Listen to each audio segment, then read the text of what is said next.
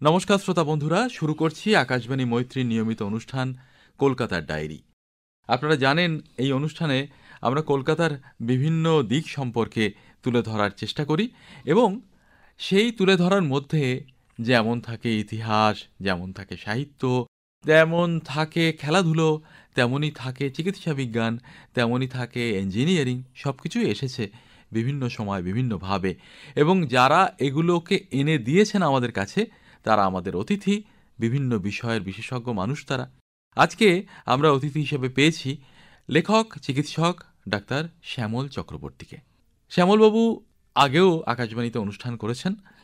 আজকে তিনি যে কারণে আমাদের সঙ্গে যোগ দিয়েছেন সেটা হলো হাসপাতালকে ঘিরে যে নানা রকম গল্প আছে, গল্প মানে কল্পিত গল্প নয়, যা দেখা হয়েছে, যা ঘটেছে, সেই রকম কিছু কথা যা আকর্ষণীয় হতে পারে বলে আমরা মনে করি আপনাদের কাছে, সেই রকম কিছু গল্প তিনি আমাদের সঙ্গে ভাগ করে নেবেন। তো আমরা কোন জায়গা থেকে শুরু করব আমরা জানি না। তিনি একজন বিশেষজ্ঞ চিকিৎসক, গাইনোকোলজি অ্যান্ড অবস্টেট্রিক্সের যে শাখা, সেখানে তার বিশেষ অবদান। তো সেই জায়গা থেকেও আমরা শুরু করতে পারি, অথবা তার ছাত্রজীবন থেকে শুরু করতে পারি। ছেড়ে দিচ্ছি তার উপরে, তাকে স্বাগত জানিয়ে জানতে চাইব কোথা থেকে শুরু করব আমরা কলকাতার এই হাসপাতালের গল্প। ছাত্রজীবন থেকে শুরু করাটাই সবচাইতে ভালো হবে বলে আমার মনে হয়। তার কারণ ছাত্রজীবন তো এখনও ভেতরে গম গম করে বেঁচে আছে।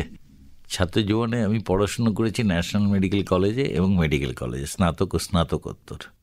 প্রথম দিকে যখন আমরা ওয়ার্ডে ক্লাস করতে যেতাম, পরীক্ষায় খুব মজার ঘটনা ঘটতো, সেটা একটা খুব মনে পড়ছে। এটাও হাসপাতালের খুব মজার গল্প, হাসপাতালের গল্প। বিভিন্ন রোগী ভর্তি করা হয় পরীক্ষার জন্য, পেট টিপে এই করে। তা আমি যখন গেলাম, আমি ছিলাম 13 নম্বর। রোগী হাত জোর করে উঠে দাঁড়িয়ে বলল, আমার নামেই লিখে যান, পাস করে যাবেন। আমার ইডিমা প্লাস, অ্যানিমিয়া 2+ লিখবেন, 1+ লিখলে ফেল করিয়ে দেবে। আমার পেটে জল আছে, শিফটিং ডালনেস প্লাস, চেস্টে পারকাশনে এই পেয়েছেন। একদম পুরো গড় গড় গড় গড় গড় গড় করে বলে যাচ্ছে। তো আমি অবাক হয়ে গেলাম এবং তারপর দেখলাম যে আমি সবচেয়ে বেশি নম্বর পেয়েছি, আর 14 নম্বর। আর সে পরীক্ষা দেয়নি, সে দৌড়ে পালিয়ে গেছে।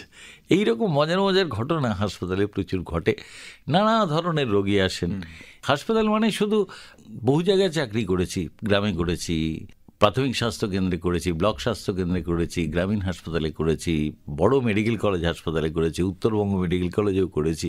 তো হাসপাতাল মানে একটা ভীতিপ্রদ ব্যাপার কিছু নয়। হাসপাতাল মানে হচ্ছে আরোগ্যের আশ্বাস, যেমন মানুষ ভাবেন। তার পাশাপাশি হাসপাতালে অবিরত জন্ম নিতে থাকে একের পর এক গল্প। কয়েকটা মজার মজার গল্প শোনাই। একটা হলো যে রাত্রিবেলা যদি আপনি কোনোদিন একটা সরকারি হাসপাতালে যান, সেখানে আপনি দেখতে পাবেন সারি সারি মশারি, মশারির নিচে প্রচুর মানুষ ঘুমিয়ে আছেন। শীতের রাতে দেখবেন শুধু কম্বল, নানা ধরনের কম্বল, এবং হাসপাতালের গেটের বাইরে কম্বল দাদু বলে একজন কম্বল বিক্রি করেন। আমি যেহেতু এদের সঙ্গে খুব বেশি মিশি, হাসপাতালের গেটের বাইরে মশারি পাওয়া যায়। সেই মশারির স্থায়িত্ব 3 থেকে 6 দিন, তারপর সেটা দিয়ে আর কাজ চলে না। হাসপাতালের গেটে যারা হাফ প্যান্ট পরে ঢোকে তাদের মাঝখানে বন্ধ করে দেওয়া হয়েছিল, হাফ প্যান্ট পরিয়া প্রবেশ নিষেধ। সাইনবোর্ড ছিল নাকি? না, আমরা করেছিলাম, আমরা লিখেছিলাম গাইনি থেকে জোর করে। না, হাফ প্যান্টের কি মানে হাফ প্যান্টের সমস্যা হচ্ছে, স্ত্রীরোগ বিভাগে হাফ প্যান্ট পরে গেলে প্রথম কথা একটা সমস্যা হয়। একজন মহিলা কমপ্লেন করেছিলেন আমাদের কাছে যে ইনি কেন এখানে এইভাবে এসছেন। তারপরে দেখা গেল ইসমাইল চাচা বলে এক চাচা, সে বাইরে ফুল প্যান্ট বিক্রি করছে। বিক্রি নয়, সে ভাড়া দিচ্ছে 1 ঘন্টায় 50 টাকা, বেল্ট শুদ্ধ। হ্যাঁ, এবং সেই ইসমাইল চাচা আমাদের বন্ধু হয়ে গেল। সেই ইসমাইল চাচাকে নিয়ে আমি গল্পও লিখেছি। এইরকম অবিরত গল্পের জন্ম নেয়। হাসপাতাল তো একটা মেলাতলা। হাসপাতালে যদি আপনি সকালে যান, আউটডোরে ভিড়ে লাইনে দেখবেন একজন বিক্রি করছে পচা বাদাম, পচা বাদাম, পচা বাদাম। আমি একদিন জিজ্ঞেস করলাম, আচ্ছা তুমি পচা বাদাম বলো কেন? বললো, শুনুন স্যার, পচা আম, বাবু ল্যাংড়া এইসব বললে আমল আর আম বিক্রি বাড়ে। ঠিক আছে, আমি পচা বাদাম বলি বলেই আমার দিকে আকর্ষণটা, সবাই আমার দিকে তাকায় এবং আমার ওটা খায়। এবং এই ছেলেটির একটা জীবনের যে গভীর যন্ত্রণার কথা, সেটা আমি জানি। আমাদের হাসপাতালে একজন আয়া আছেন, ধরা যাক তার না লতা মাসি, নামটা বলা উচিত হবে না, তিনি হাসপাতালের প্রত্যেকটি গাছ পাতা, লতা নামটা ওই জন্যই বললাম, তাকে পরম মমতায় যত্ন করেন। এবং পাখি, আমাদের হাসপাতালে প্রচুর পাখি আসে, সবকটা মেডিকেল কলেজে প্রচুর পাখি আসে, আরজি করে প্রচুর গাছ ছিল, সেই পাখিদের উনি দানা খাওয়ান। আমরা বলতাম লতা যেমন ফুল শাখাকে ভালোবেসে জড়িয়ে রাখে, তো সত্যিই তাই। ফিরে আসি ধরা যাক লতা মাসির কথায়। ধরুন এই যে বাগান, সেটাও একটা চোখের আরাম। যেহেতু আপনি অনেক হাসপাতালে ঘুরেছেন, আমরা মূলত কলকাতার উপরই আমাদের নজরটা সীমাবদ্ধ রাখতে চাই। হ্যাঁ, কলকাতারও বিভিন্ন হাসপাতালে জায়গা আছে, হ্যাঁ, ছোটখাটো হলেও বাগান গাছ এগুলো আছে। তো এর সঙ্গেও নিশ্চয়ই অনেকের আগ্রহ জড়িয়ে থাকে, শুধু লতা মাসি কেন? ব্যাপকভাবে বহু রোগীকে আমি দেখেছি। আমি নিজে তো পাগল লোক, যাই হোক, পাগল ডাক্তার বলে লোকে। আমি ওই গাছগুলোর যত্নার্থী করি, এবং মালি কখনো যদি জল দিতে না আসে তখন তাকে আবার বলি, বাবা একটু দেখ, এরা তো আমারই সন্তান, তোরও সন্তান। এবং সে কিন্তু পরম মমতায় আমার দিকে হা করে আগে তাকিয়ে থাকে, তারপর পরম মমতায় কাজটা করে দেয়। মানুষকে, যেটাকে আমরা বলি এখন সমানুভূতি, এমপ্যাথি, এই এমপ্যাথিটা যদি হাসপাতালে বাড়ানো যায়, হাসপাতালে রোগীদের মধ্যে বাড়ানো যায়, তাহলে আমার মনে হয় হাসপাতাল আরও অনেক সুন্দর হবে, পরিচ্ছন্নতাও বাড়বে। পরিচ্ছন্নতা না বাড়ার কারণ, একটা কারণ হচ্ছে মানুষের সিভিক সেন্সের অভাব, নাগরিক চেতনা, যেখানে সেখানে যা খুশি তাই খেয়ে ফেলে রাখছে। যেমন ইসমাইল চাচা বলে একজন আছে, চাচা, যার কথা একটু আগে বলেছেন আপনি। হ্যাঁ, এ হচ্ছে ইসমাইল 2, ইসমাইল 1, ইসমাইল 2। এই ইসমাইল চাচা 4 বিস্কুট খাওয়ায়, কিন্তু আলাদা একটা পাত্র থাকে যাতে করে খাওয়ার পরে ওই গ্লাসটাও সংগ্রহ করে নেয়। প্লাস্টিকের কোনো জিনিসও হাসপাতালে ফেলে না, বাইরে নিয়ে চলে যায়, ওই খালপাড়ে একটা আছে সেখানে ফেলে। আবার সাকিলা বিবি বলে একজন মহিলা আছেন, তিনি রোগী হয়ে এসেছিলেন, তার 2টো সিজারই আমি করেছি, তিনি এখন ভর্তি আছেন, তার হিস্টেরেক্টমি হয়েছে।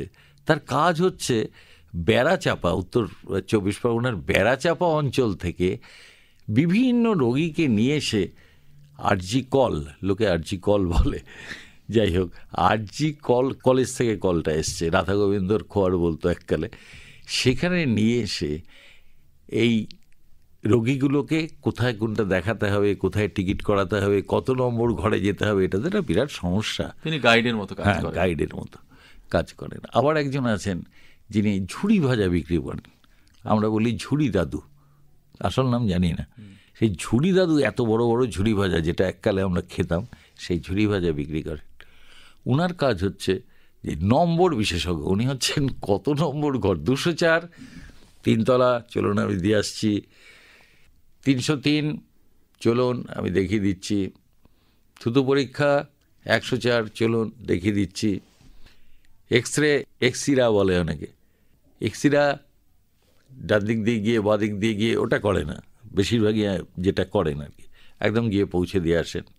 মানে এত বড় ডিজিটাল ব্যবস্থা খুঁজে পাওয়া যাবে না। না, কোনো দিন পৃথিবীর কোনো কম্পিউটার, কোনো ডিজিটাল ব্যবস্থা কোনো দিন হিউম্যান এমপ্যাথি মানে মানুষের যে সমানুভূতি, তার বিকল্প হয়ে উঠতে পারবে না। যেমন পারবে না এআই, সেটা স্বতন্ত্র বলতে চাইছি না এখানে। আবার আরও অনেক ঘটনা ঘটে, সেটা হচ্ছে গুগল ডাক্তার, ওই যে নিচে শেডটা আছে তার নিচে গুগল ডাক্তাররা বসে থাকে। তারা কি করে, ডাক্তারের প্রেসক্রিপশন দেখে গুগল খুলে দেখে ওষুধটা ঠিক আছে কিনা, এবং সাইড এফেক্ট দেখে বলে না না, এই ওষুধ খাওয়ানো যাবে না, এই ডাক্তার ঠিক নেই, এই ডাক্তারের কিছু গণ্ডগোল আছে, জাল ডাক্তার মনে হয়। খুব মজার ব্যাপার। কিছু আছে মোবাইল লিফটার, এবং তারা এত যত্ন সহকারে কাজটা করে যে ভাবা যায় না। সেলফোন তুলে, হ্যাঁ সেলফোন, মোবাইল লিফটার, সেলফোন লিফটার, তো ওই ছোট ফোন তোলে না, স্মার্টফোন ছাড়া তোলে না। আচ্ছা, কিছু আছে রিল মেকার, খুব মজার ব্যাপার, তারা হাসপাতালে শুধু রিল বানিয়ে যায়। আচ্ছা, হ্যাঁ, এবং ফুড ব্লগার, আপনি শুনলে অবাক হয়ে যাবেন যে ক্যান্টিনে খেতে গিয়ে ভিডিও বানাচ্ছে কেন। তারপর আমি একদিন জিজ্ঞেস করলাম, আচ্ছা আপনি এটা কী করবেন? বললাম আমি না স্যার একটু ফুড ব্লগার আছি। মানে ওটা সে তার ইউটিউব চ্যানেলে, সে একটা ফুড ব্লগার, বা হাসপাতালে গেলে এই হাসপাতালে গেলে এইখানে খেতে পাবেন। বেশ, আমরা জানি না যে ক্যান্টিনের খাবার নিয়ে চিকিৎসকরা কতটা গর্ব করবেন বা করবেন না, কিন্তু এটুকু বলি যে আমাদের সঙ্গে আজকে অতিথি হিসাবে আছেন লেখক, চিকিৎসক ডাক্তার শ্যামল চক্রবর্তী। তার লেখালেখি মানুষের কাছে এখন বেশ পরিচিত এবং তিনি হাসপাতালে গল্প নামে বইও লিখেছেন, যে কারণে আজকে তাকে আমন্ত্রণ জানানো এবং তিনি সেই আমন্ত্রণ গ্রহণ করে আমাদের স্টুডিওতে এসেছেন। আমরা চেষ্টা করছি তার সেই লেখালেখি থেকে কিছু কিছু যদি তুলে এনে আপনাদের শোনানো যায়, এবং তার মধ্যে তিনি অনেকগুলো গল্প করে ফেলেছেন ইতিমধ্যে। আমরা আরও কয়েকটা দিকে যাচ্ছি। একটা অন্যতম দিক হচ্ছে যখন অপারেশন থিয়েটারে কোনো রোগীকে নিয়ে যাওয়া হয়, তার ভয় পুরোপুরি দূর তো করা যায় না, ভয়টাকে কমিয়ে আনা যাতে তাকে অপারেশনের মতো করে নেওয়া যায়, উপযোগী করে নেওয়া যায়।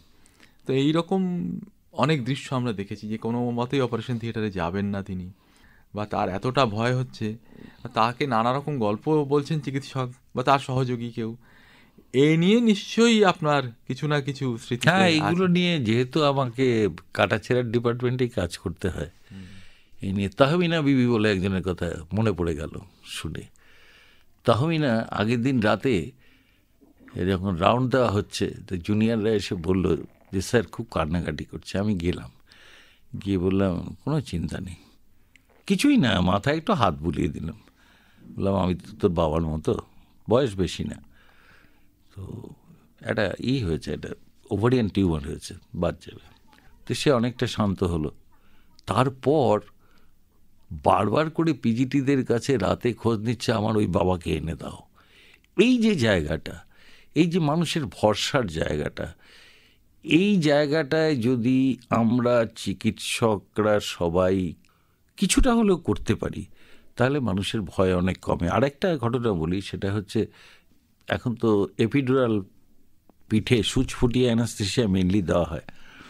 তো সেই অ্যানাস্থেশিয়া দিতে গিয়ে ওটির বাইরে বসে, বলে এই হাসপাতালের গল্পতে একটা চ্যাপ্টার আছে, ওটির বাইরে যারা বসে আছে তারা প্রচণ্ড টেনশন নিয়ে বসে আছে, আর ওটির ভেতরে যেটা হচ্ছে, সে বসে বারবার বলছে আমার বাবা কই, আমার বাবা কই। মানে বাবা মানে যে ডাক্তারবাবু দেখেছেন এবং আশ্বাস দিয়েছেন, তাকে দেখলেই সে যদি গিয়ে পাশে এই আমি তো এই আছি বলে পালসটা ধরে, তাহলেই তার সব ঠিক হয়ে যাবে, ব্লাড প্রেশার কমে যাবে, মনিটরে দেখা যাবে সে অনেকটা নর্মাল, কোনো সমস্যা হবে না। আর নড়াচড়া করা যায় না, এপিডুরালে নড়াচড়া করলে সমস্যা হয়।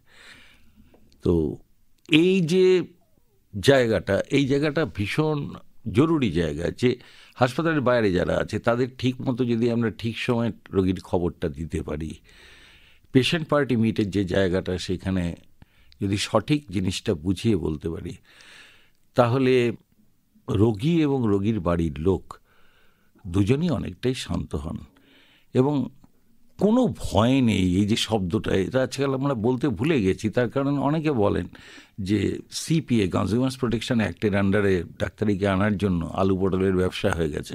আমি বিশ্বাস করি না। আমি কোনো ভয় নেই কথাটা অবিরাম আমি এবং আমার অনেক বন্ধু নিয়মিত বলি, এবং বলার ফলে আমি দেখেছি যে রোগীদের মধ্যে একটা অদ্ভুত বিশ্বাস ফিরে আসে। ডাক্তারবাবু যখন বলছে, আমার বাবা যখন বলছে, একটা রোগী যখন আমাকে বাবা বলছে, সে কতখানি ভরসা করে বলছে। হ্যাঁ, উনি যখন বলছেন তখন সত্যিই ভয় নেই। আমরা যখন কথা বলছি হাসপাতাল নিয়ে, হাসপাতালে উপস্থিত রোগীদের নিয়ে, এবং অন্যান্য যারা এই ব্যবস্থাটাকে চালু রাখতে সাহায্য করেন, সে হাসপাতালের কম্পাউন্ডের বাইরে কোনো বিক্রেতা হন, তিনিই হতে পারেন, সব মিলিয়ে কথা বলছি, তখন এদের সবার সঙ্গে যে হাসপাতালের যোগ, সেটা ধীরে ধীরে বুঝতে পারছি আপনার কথার মাধ্যমে। এখন প্রত্যেকটি হাসপাতালের বিশেষ বিশেষ দিন থাকে, যেমন ফাউন্ডেশন ডে যেদিন স্থাপন হয়েছিল, যেমন ধরা যাক ডক্টরস ডে, অথবা অন্য কোনো ব্যাপার, কোনো উৎসব, ধর্মীয় উৎসব বা এমনি কোনো সর্বজনীন উৎসব। এই সময়ে কিছুটা যেন একটু ছাড়া ভাব থাকে, যে অত্যন্ত শৃঙ্খলার মধ্যে থাকা, তার মধ্যে থেকে সামান্য হয়তো একটু শিথিল হলো। তো এরকম কোনো দিনের কথা আপনার একটু মনে পড়ে? হ্যাঁ, দেখুন, ডাক্তাররাও তো মানুষ। প্রত্যেকটা হাসপাতালে বিধানচন্দ্র রায়ের, বিশেষ করে আরজিকর মেডিকেল কলেজ হসপিটালে আপনি গেলেই দেখবেন যে বিসি রায়ের একটা বিরাট বড় আবক্ষ মূর্তি রয়েছে, এবং বিধান রায়ের জন্ম এবং মৃত্যু দুটো এক। এবং তার পাশাপাশি কেদারনাথ দাস, যিনি নীলরতন সরকারের সঙ্গে আরজিকর কারমাইকেল মেডিকেল কলেজ তৈরি করেছিলেন, তাদের জন্মদিনে আমি এটাকে ঠিক ঢিলে ঢালা ভাব বলবো না, আমাদের মধ্যে, ডাক্তারদের মধ্যে, ডাক্তারি ছাত্রদের মধ্যে একটা ইমোশন কাজ করে, একটা আবেগ কাজ করে, এবং সেখানে হয়তো আমরা রাউন্ডটা সকাল 9টায় না দিয়ে 8টায় দিয়ে দিই, যাতে 9টায় অনুষ্ঠানটা শুরু, অন্তত আধ ঘন্টা থাকতে পারি। আমাদের যে রিইউনিয়নগুলো হয় সেই সময় কিছুটা ঢিলে ঢালা নয়, কিছুটা আবেগ কাজ করে। আমরা আবার সবারই কাজ করে, যে যে স্কুলে কলেজে পড়েছেন তাদের। তো সেই সময়ও কিন্তু রাউন্ডে ওই সময়টা কিছুটা বদলায়। কিন্তু হাসপাতাল মূলত চালান তো জুনিয়র ডাক্তাররা, তারা কিন্তু জানপ্রাণ দিয়ে চেষ্টা করে যাতে রোগীদের কোনো রকম অবহেলা না হয়, মানে অন্তত রোগীর দেখাতে। তো এবার আমি আরেকটা জিনিসে চলে আসি, সেটা হচ্ছে এখান থেকে, সেটা হচ্ছে একদম মানে হাতে গরম গল্প। একটা রোগী একা ডায়াবেটিক ক্লিনিক, বুধবার ইনসুলিন দেওয়া হয়, সব রকম দামি ওষুধ দেওয়া হয়। ডায়াবেটিসের চিকিৎসা এখন প্রচণ্ড ব্যয় সাপেক্ষ। সেখানে যিনি চিকিৎসক আছেন, ইনচার্জ, তিনি খুব ভালো এন্ডোক্রিনোলজিস্ট, ডায়াবেটোলজিস্ট, ডক্টর ইন্দিরা বৈষ্ণব। তো উনি বসেন এবং উনি সকাল 9টা থেকে বিকেল 6টা পর্যন্ত রোগী দেখেন। সেখানে ভিড় হয়, মানে ভোর 6টা থেকে লাইন পড়ে, ইট পাতার মতো ব্যাপার আর কি। তো সেই যে ডায়াবেটিক ক্লিনিকটা, সেই ডায়াবেটিক ক্লিনিকে আমরা দেখেছি যে একজন আরেকজনকে মানে অনেকক্ষণ না খেয়ে থেকে, ডায়াবেটিসের হয়তো ওষুধটা খেয়ে নিয়েছে, খাবার খায়নি, মেটফরমিন বলে একটা ওষুধ দেওয়া হয়, তার হাইপোগ্লাইসেমিয়া হয়েছে, যাকে শর্করা স্বল্পতা বলি আমরা। তো তিনি হঠাৎ করে পড়ে যাচ্ছেন, বাকি 5 জন দৌড়ে আসছে, কেউ লজেন্স এনে দিচ্ছে, লজেন্সওয়ালা আছে, কেউ ব্যাগ থেকে একটু চিনি বার করে গুলে খাওয়াচ্ছে। এই যে জায়গাটা, এবং হাসপাতালের বাইরেও দেখেছি যে একটা রোগী কিছু খুঁজে পাচ্ছেন না, খুব অস্থির অবস্থায় রয়েছে, তাকে ঠিক জায়গায় পৌঁছে দেওয়াটা। মানসিক রোগ, গৌতম বন্দ্যোপাধ্যায় যখন ছিলেন আমাদের হাসপাতালে, তখন তারপরেও মানসিক রোগের ইনডোর চালু হয়ে গেল। মানসিক রোগের ইনডোরের সমস্যা হচ্ছে, অন্তর্বিভাগের সমস্যা হচ্ছে যে রোগীর ওপর 24 ঘন্টা নজরদারি রাখতে হয়, এবং তার জন্য 2জন ভাইদা আছেন, একজন ভাই একজন দাদা, কিন্তু একই রকম দেখতে বলে 2জনকে আমরা ভাইদা বলে ডাকি। এই ভাইদারা রোগী যা দেন তাতেই তুষ্ট, কিন্তু রোগীর প্রতি এদের যে ভালোবাসা, রোগীর বাড়ির লোকের প্রতি যে ভালোবাসা, তুলনাহীন। আমি মনুষ্যত্বের ধ্বজা, মানবতার ধ্বজা এই 2 ভাইয়ের মধ্যে, দরিদ্র ভাইয়ের মধ্যে যা দেখেছি, এটা আমার জীবনের পরম সম্পদ। আমি যদি সেই স্তরের, ওদের স্তরের মানুষ হতে পারতাম, তাহলে জীবন আমার ধন্য হতো। আমি পারিনি, আমরা অনেকেই পারিনি। এরকম প্রচুর চরিত্র আমরা দেখেছি যারা খুব গরিব ঘরের লোক, কিন্তু একজন আরেকজনের পাশে গিয়ে দাঁড়াচ্ছে, কাঁধে হাত দিয়ে দাঁড়াচ্ছে। এক্সরে করতে গিয়ে প্রেশার বেড়ে গেছে, তাকে এমার্জেন্সিতে নিয়ে গিয়ে প্রেশার মাপিয়ে এনে নিজে ওষুধ কিনে এনে দিচ্ছে, নিজের পকেট থেকে টাকা দিয়ে বয়স্ক লোককে। একা একজন বয়স্কা মহিলা এসছেন, তিনি কোথা থেকে ওষুধ কিনবেন বুঝতে পারছেন না, ডিসচার্জের সময় তাকে গিয়ে পৌঁছে দিচ্ছে। একজন ছুটি হয়ে যাচ্ছে, ছুটি হয়ে যাওয়ার সময় যে লোকটির দোকানে চা খেত, তাকে আমরা চা খান বলে ডাকি, সেই চা খান এসে সেই যে ছোট্ট বাচ্চাটা, সেই ছোট্ট বাচ্চাটার জন্য একটা ঝুমঝুমি ধরিয়ে দিচ্ছে হাতে। চোখ ভিজে যায়, আনন্দে চোখ ভিজে যায় যখন একজন ট্যাক্সিওয়ালা, ট্যাক্সিগুলো তো হাসপাতালের মধ্যে ট্যাক্সি আপনি পাবেন না সহজে, 300 টাকা ভাড়া হলে 1500 টাকা, বাইরের ট্যাক্সি ঢুকতে পারে না। কিন্তু সেখানেও দেখেছি যাকে রাজাবাবু বলা হয়, আমি লিখেছি আমার বইতে, সেই রাজাবাবু এসে 1500 টাকাকে এক কথায় বলছে, এই পেশেন্টকে 500 টাকায় পৌঁছে দিবি। আমি দেখেছি অবশ্যপুত্র বাবাকে, অবশ্যপুত্র বাবা ওই শ্যামবাজারের আশেপাশেই একটি জায়গায় দিনে অটো চালায় আর রাতে ড্রেস চেঞ্জ করে অবশ্যপুত্র বাবা হয়ে যায়। তিনি একজন ধনীর পরিবারে, পরপর 2টি কন্যা হয়েছে, তৃতীয়টাকে গ্যারান্টি দিয়ে দিয়েছে এবং তার বিনিময়ে মোটা টাকা নিয়ে নিয়েছে এবং পাথর দিয়েছে। তারপর যখন মেয়ে হয়েছে তৃতীয়টাও, তখন তাকে তাড়া করছে এবং সেই তাড়ার সঙ্গে সঙ্গে তার পেছন পেছন বহু রোগীর বাড়ির লোকও তাড়া করছে এবং শেষ পর্যন্ত তার দাড়িটা জাল, অটো ড্রাইভার দাড়ি পরচুলা সব খুলে তাকে মানে যেভাবে ছেড়ে দেওয়া হয়েছে সেটা এখানে বলা ঠিক হবে না। তবে তিনি আর অবসূত্র পুত্র বাবা হবেন না। আমি দেখেছি এক চাচাকে, সেই চাচা আমার লাতিন হয়েছে গো, আমার লাতিন হয়েছে, কি আনন্দ, প্রথম নাতনি হয়েছে। তার জামাই মানে তার যে বর, সেই বর ওখান থেকে যখন ফোন করছে, দুবাইতে কাজ করে, সে শ্বশুরকে প্রায় ত্যাগ করার অবস্থা, বউকে তো ত্যাগ করবেই, প্রথম মেয়ে, গ্রামের একদম গ্রাম, গুমা বলে একটা জায়গা আছে অশোকনগর পেরিয়ে, সেই জায়গা থেকে এসেছে। কিন্তু এই যে বৃদ্ধ চাচা, সেই চাচা যখন গ্লাসে করে দুধ নিয়ে যাচ্ছে চায়ের দোকান থেকে, সেই চাওয়ালা বলছে, কি গো চাচা দুধ কি হবে? বলছে আমার লাতিন হয়েছে, একটু মেয়েটাকে খাওয়াবো, একটু শরীরটায় পুষ্টি হবে, হ্যাঁ এখন একটু শরীরটা দুবলা হয়ে গেছে তো দাও বাবা। লিফটম্যান তাকে ছেড়ে দিচ্ছে, বলছে আরে চাচার আজকে এই হয়েছে। তাকে দুপুরবেলা মাংস ভাত যে খাওয়াচ্ছে একটা ক্যান্টিনের যিনি খাওয়ান, তিনি বলছেন যে চাচার জন্য পুরো ফ্রি, তার কারণ চাচার নাতনি হয়েছে, আমাদের সেলিব্রেট করতে হবে। এই যে জিনিসগুলো অবিরত গল্প জন্মাতে থাকে আমাদের মেলাতলায়, হাসপাতালের মেলাতলায়, সেই মেলাতলার গল্পগুলো খুব দুঃখের বিষয় বাংলা সাহিত্যে সেভাবে আসে না। তার কারণ হাসপাতালে শুধুমাত্র কোথায় চিকিৎসার ভুল হলো, কোথায় চিকিৎসার দোষ হলো, কোথায় ডাক্তারের আসেনি বলে রোগী মারা গেল, এইসব খবরই চলে আসে সমাজ মাধ্যম। এবং এর ফলে হাসপাতাল সম্পর্কে একটা এমন ছবি তৈরি হয় মানুষের মনে, যার সঙ্গে বোধহয় মূল হাসপাতালে যোগ নেই অনেক সময়, সেটা বেশিরভাগ সময়তেই নেই। এবং আমাদের দুর্ভাগ্য যে সরকারি হাসপাতালের পক্ষ থেকে শুধুমাত্র একটা স্ট্যাটিস্টিক্স দেওয়া হয় যে এটা ঠিক যে 75%, 75% রোগী চিকিৎসিত হন সরকারি হাসপাতালে এখনো পর্যন্ত এবং ভালো হয়ে বাড়ি যান। 80% অপারেশন হয় সরকারি হাসপাতালগুলোতে, সব মিলিয়ে। আমি লাইগেশন সব কিছু ধরেই বলছি।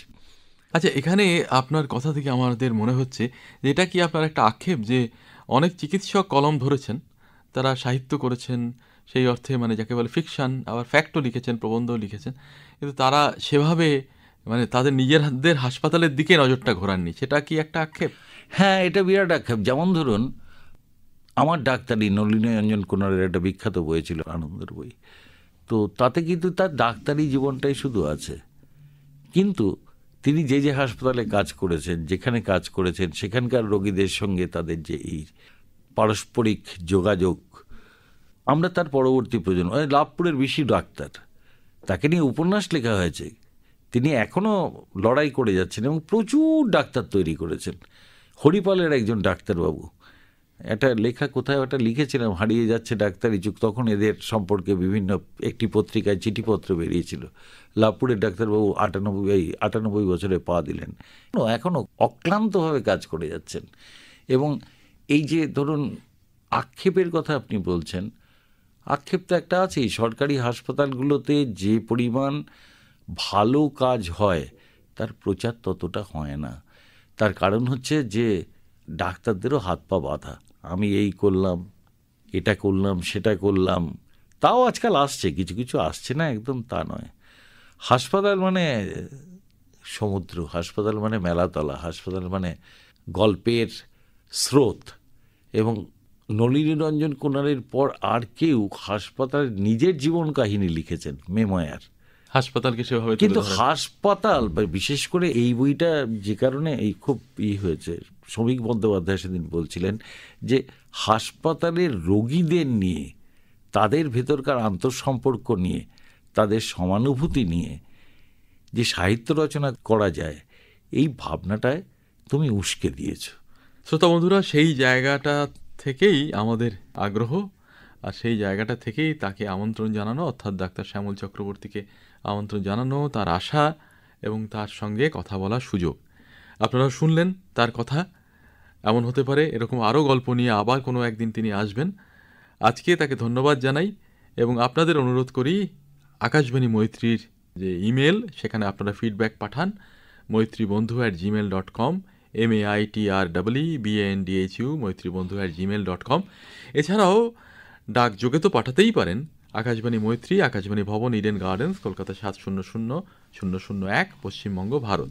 অবশ্যই উপরে কলকাতার ডায়েরি কথাটা লিখে দেবেন, তাহলে আমরা বুঝব এই অনুষ্ঠান উপলক্ষেই আপনাদের চিঠি লেখা। আজকে ডাক্তার চক্রবর্তীকে ধন্যবাদ জানিয়ে আমরা শেষ করছি আমাদের কলকাতা ডায়েরির এই সংস্করণ। নমস্কার। নমস্কার।